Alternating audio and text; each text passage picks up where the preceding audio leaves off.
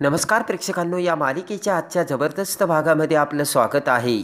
आणि त्यामध्ये आता स्वानंदीच्या बाबांनी रोहन आणि आदिराला मोठ्या रूममध्ये शिफ्ट व्हायला सांगताच आता मंदाकिनी भडकते. मंदाकिनी म्हणते की प्रत्येक वेळेस मीच का माघार घ्यायची आणि प्रत्येक वेळेस मीच का तोंडावर पडते, म्हणजे आपण तिघे त्या खोलीमध्ये कसं ॲडजस्ट होऊ, मला तुम्ही सांगा ना. प्रत्येक वेळेस मीच माघार घ्यायची, हे कसं चालेल?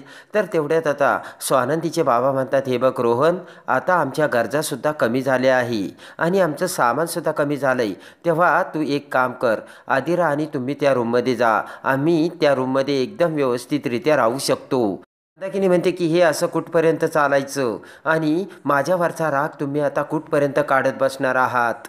ते सगळं ऐकून आता रोहन दोघांनाही शांत करतो.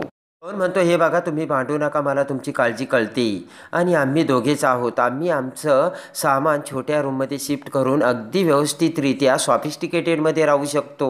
मंदाकिनी म्हणते की बघितलं का, मुलं किती लहान आहेत पण समजूतदार आहेत, तुम्हीच समजून घेत नाहीत. स्वानंदीचे बाबा ऐकायला तयारच नसतात. स्वानंदीचे बाबा म्हणतात, हे बघा रोहन, तुम्ही आता नवीन लग्नाचे जोडपे आहात, तेव्हा तुम्ही मोठ्या खोलीमध्ये शिफ्ट व्हायला हवं. पाहिजे तर मी हॉलमध्ये झोपेन. बोट करत आता स्वानंदीचे बाबा म्हणतात, हे बघ रोहन, आता तुला माझी शपथ आहे, काही जरी झालं तरी तुम्ही मोठ्या रूममध्ये जायचं आणि शिफ्ट व्हायचं. आणि तेवढ्यात आता दोन डिलिव्हरी बॉय तिथे एसी घेऊन येतात आणि एसी येता क्षणी आदिरा खूप खुश होती. स्वानंदीचे बाबा म्हणतात, रोहन जरा चेक कर बरं. आता हसतच आदिरा म्हणते की अरे एवढ्या लवकर एसी आला पण. आता आदिरा म्हणते, हे बघ रोहन, आता आपण मोठ्या रूममध्ये शिफ्ट होऊ राहिलो ना, तेव्हा कमीत कमी आपल्याला 1 किंवा 2 टनाचा तरी एसी लागेल. स्वानंदीचे बाबा म्हणतात, हे बघा, ते जेव्हा करायचं ना तेव्हा करू आपण, सध्या हा एसी तुमच्या रूममध्ये लावून घ्या. आदिरा म्हणते, ओके बरं का बाबा, उद्याच इन्स्टॉल करणाऱ्या माणसांना बोलावून घेते. आणि पुन्हा स्वानंदीचे बाबा रोहनला आता त्यांचं सामान त्या मोठ्या रूममध्ये शिफ्ट करायला सांगतात. तेव्हा आता मंदाकिनी ही फक्त बघतच राहते. आणि त्यानंतर इकडे आता रागाने रोहन आणि स्वानंदीचे बाबा आतमध्ये निघून जातात. मंदाकिनी म्हणते, बघितलं का आदिरा, हे कसे वागतात माझ्यासोबत. बरं ठीक आहे आता. आदिरा म्हणते की पण मी तरी काय करू. मंदाकिनी म्हणते की बरं ठीक आहे, तुम्ही मोठ्या खोलीत राहायचं ना, जा राहायला मोठ्या खोलीत आणि हा एसी ना छोट्या खोलीत लावून टाका आणि तुम्हाला जेव्हा मोठा एसी लागेल ना तिथे मग मोठा ऑर्डर करा. आदिरा म्हणते, हे बघा आई, मी मोठा एसी बुक करते, आता आपण एसीबद्दल बोलायला नको. आता इकडे स्वानंदी ही समोरच्या रूममध्ये दुधाचा ग्लास घेऊन जात असताना मलिका समोर येते. हसतच आता मलिका म्हणते, काय मग स्वानंदी, समोरच्या रूममध्ये काय? तर आता स्वानंदी मान हलवते.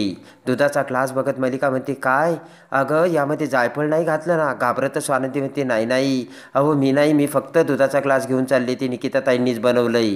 मलिका म्हणते, अरे अगं हो हो, हळूहळू, मी फक्त तुझी मजा केली ग. मलिका म्हणते की अगं, मी फक्त तुझी मजा केली. हे बघ, तू आमच्या अर्पिताचं बोलणं मनावर घेऊ नको बरं का स्वानंदी. समोरच्या बाबतीत ना ती अर्पिता जास्त प्रोटेक्टिव्ह आहे. तेव्हा आता स्वानंदी मान हलवते. आता मलिका म्हणते, काय आहे ना, आपण राजवाड्यांच्या सुना आहोत, आपल्याला तर शापच आहे. स्वानंदी म्हणते की अहो, काय बोलताय तुम्ही.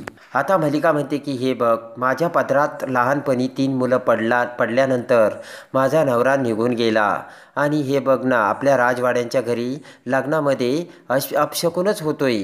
तुझं लग्न ठरल्यापासून बघ ना, लग्नामध्ये तुझ्या आईमुळे तुला काय काय सोसावं लागलं. आता स्वानंदी म्हणते, लग्नात जे काही झालं त्याचा तर खरा पश्चाताप आहे. मलिका म्हणते की तो पश्चाताप वाटून घ्यायची काही गरज नाही ग स्वानंदी, मी तर म्हणते त्यांचा अजिबात दोष नाही आहे स्वानंदी. मलिका म्हणते की एवढ्या मोठ्या राजवाड्याच्या घरी त्यांच्या मुलीची सोयरीक होते, म्हणजे त्या बाईवर खरंच किती दडपण असेल ग स्वानंदी, तुला कळत कसं नाही. आता इकडे अंशुमन टेन्शनमध्ये आलेला असतो. अर्पिता म्हणते, अरे अंशू, काय होतंय रे तुला? अंशुमन म्हणतो, मला पश्चाताप होतोय, काय करू मग दुसरं.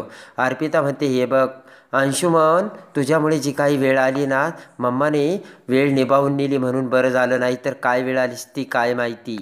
आता अर्पिता म्हणते, अंशुमन तू अगोदर शांत हो. अंशुमन म्हणतो की अगोदर तुम्ही शांत व्हा, मग हे घर शांत होईल आणि मग समरदादा आणि स्वानंदीला मुलं होतील आणि मग ते मुलं या घरात दंगा करतील आणि तोपर्यंत आपण शांतपणाने भीक मागू अर्पिता, असे आता अंशुमन अर्पिताला बोलतो. रागाने अंशुमन म्हणतो की लग्न झालं, पूजा झाली, विधी झाली, सगळं झालं, तरी देखील त्या स्वानंदीला आपण घराच्या बाहेर काढू शकलो नाही.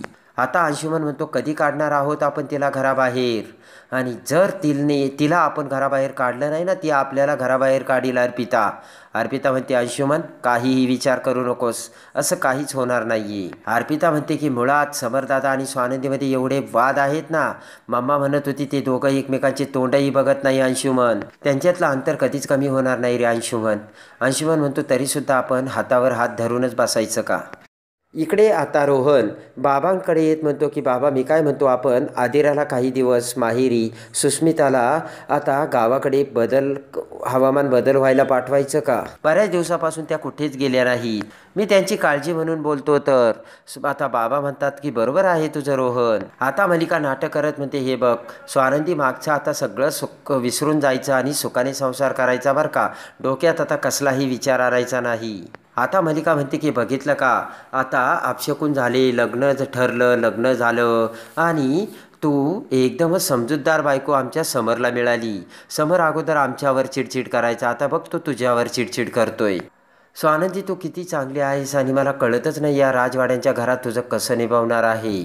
मल्लिका म्हणते बरं जाऊ दे स्वानंदी, माझ्यासोबत वेळ घालू नकोस, तू जा बरं. आणि इकडे आता समर हा त्याच्या बेडरूममध्ये येतो. तर आनंदने समरची बेडरूम आता सुहागरात्रीसाठी एकदम छानपैकी सजवलेली असते. दीपमाळांच्या उजाडात फुलांच्या पाकळ्यांनी आता बेडरूम सजून तयार झालेला असतो. समर आतमध्ये येताच ते सगळं बघतो आणि म्हणतो काय फुलांचा बाजार मांडला इथे.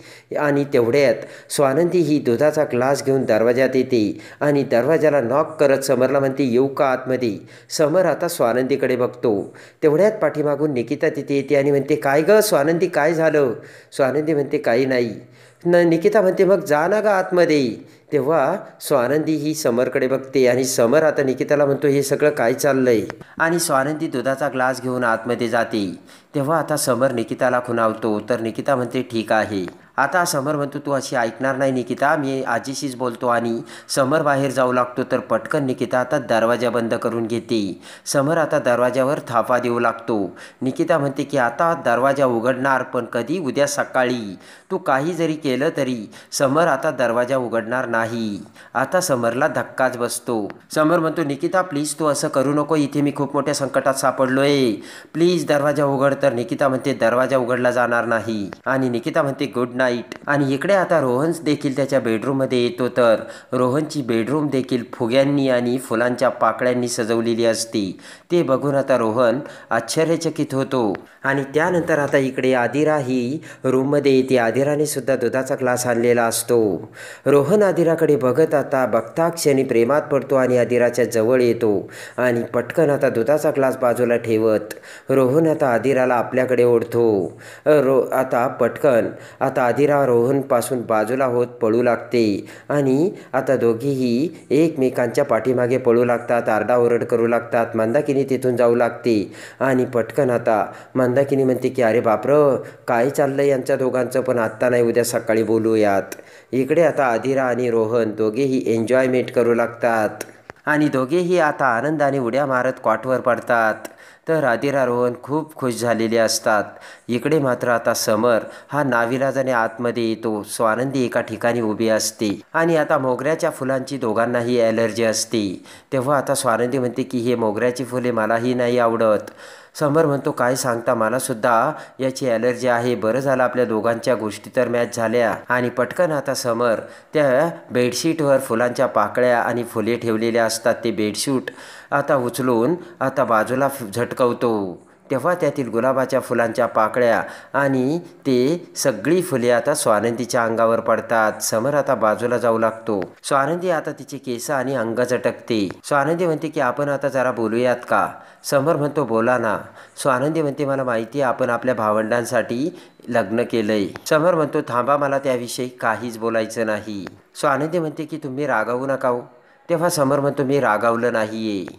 तेव्हा आता समर म्हणतो की आपण त्या माणसासोबत राहावं ज्या माणसांना आपल्याविषयी काहीतरी वाटतं, पण मला तुमच्याविषयी काहीच वाटत नाही आहे. समर म्हणतो राग, रोष, लोभ मला काहीच वाटत नाही आहे तुमच्याबद्दल. समर म्हणतो हे बघा अनेक वर्षे या खोलीत मी एकटा राहिलोय आणि मला अशी कोणाची सोबतीची गरजच नाही आहे. तेव्हा आता रागाने स्वानंदी म्हणते की मला सुद्धा काही हौस नाही आहे. समर म्हणतो ओरडू नका, मला सुद्धा ते कळतंय. समर म्हणतो याच्यातून काहीतरी मार्ग काढायलाच पाहिजे आणि समर म्हणतो नक्की यातून मी काहीतरी मार्ग काढेन आणि दोघेही हाताच्या घड्या घालून आता उभे राहतात आणि पटकन आता समर बेडशीट घेऊन सोफ्यावर झोपतो. आता स्वानंदी म्हणते हे बघा मला तुमच्याशी बोलायचंय, तुम्ही बेडवर झोपा मी तिकडे झोपते. स्वानंदी म्हणते की अहो तुम्ही त्या सोफ्यावर मावणार नाहीत. तर आता राग येऊन समर म्हणतो मावणार नाही म्हणजे? स्वानंदी म्हणते की अहो मला तसं नव्हतं म्हणायचं. समर म्हणतो की तुम्ही ॲडजस्टमेंटच्या गप्पा करू नका, कारण तुमच्याशी लग्न करून मी जगातली सगळीत मोठी ॲडजस्टमेंट केली. तेव्हा आता मोठ्याने ओरडत स्वानंदी म्हणते मी सुद्धा ॲडजस्टमेंटच केली. आता स्वानंदी म्हणते की हे जे दूध आणलंय ना मी ते तुम्ही धष्टपुष्ट बनावं म्हणून नाही आणलं, त्या निकिता ताईचं मन दुखू नये म्हणून मी आणलंय. अर्पिता आता तेवढ्यात दरवाज्यात येऊन कान लावून त्यांचे ते बोलणे ऐकू लागते. इकडे आतमध्ये समर स्वानंदी भांडत असतात. आता समर म्हणतो की मला ॲडजस्टमेंट करायला सांगता का? अहो तुमच्या आईने लग्नामध्ये जे काही केलंय ना तरीसुद्धा मी बोल्यावरती उभं राहिलो, ते फक्त माझ्या बहिणीच्या सुखासाठी. समर म्हणतो जाऊ द्या तुम्हीच झोपा तिथे, मी बाहेर जातो. तर स्वानंदी म्हणते बाहेर जाऊ नका. स्वानंदी म्हणते की अहो तुम्ही बाहेर गेला तर ते बरं नाही वाटणार. तेव्हा समर म्हणतो काय बरं नाही वाटणार? सगळ्यांना माहिती आहे घरातल्यांना आपलं लग्न म्हणजे एक तडजोड आहे. अर्पिता ते सगळं ऐकून खुश होत असते. तेव्हा आता स्वानंदी म्हणते की आपल्यातले भांडणं आपल्यामध्ये आहेत, आपल्यासाठी हे नातं वेगळं आहे आणि घरच्यांसाठी वेगळं, त्यामुळे तुम्ही इथेच झोपा.